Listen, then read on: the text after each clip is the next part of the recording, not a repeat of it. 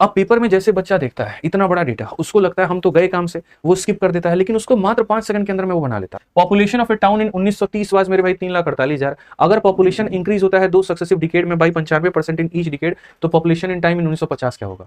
हर 10 साल पर जनसंख्या कितने से बढ़ जाती है? 95% से। तो मेरे भाई 20 साल के बाद में क्या होगा? यानी जिस चीज की जनसंख्या आज हमारे सामने मेरे भाई इतनी है, ठीक है, 10 साल के बाद में ये बढ़ जाएगा 95 से, यानी 100 है तो 100 में 95 जोड़ दो तो 195, और अगले 10 साल में वापस मेरे भाई 100 में 95 जोड़ दो तो 195, इतना हो जाएगा। अब ऐसे सवालों में तुम्हें किससे जाना होता है बताओ? डिजिटल सम से। तो एक काम करो, डिजिटल सम मेरे भाई लगा करके जरा देखना तुम्हारा वैल्यू कितना आ रहा है। तो डिजिटल सम अगर हम लगा करके देखेंगे तो बोलेंगे सर यहाँ देखिए 7 और 2 9 खत्म, 3 3 6 और 3 9 खत्म, 2 और 1 कितना आ रहा है? 3 आ रहा है, 2 और 1 कितना आ रहा है? 3 आ रहा है मेरे भाई।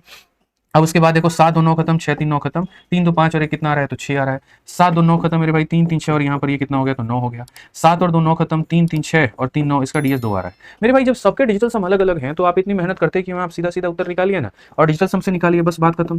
ठीक है, यही तो कलाकारी है। आप बताइए 4 और 3 7, 7 और 8 कितना होता है? 15, जिसका डीएस हो गया आपके सामने 6। ठीक है, 9 खत्म है तो डीएस हो गया 6, 9 खत्म है तो डीएस हो गया 6, 6 का क्यूब मतलब यहाँ पर 3 भी है, 3 भी है, 3 भी है, मतलब 9 आ जाएगा। 9 आ जाएगा तो डीएस हमारा कौन सा होगा? ऑप्शन नंबर बी होगा। क्यों भाई मेहनत करें?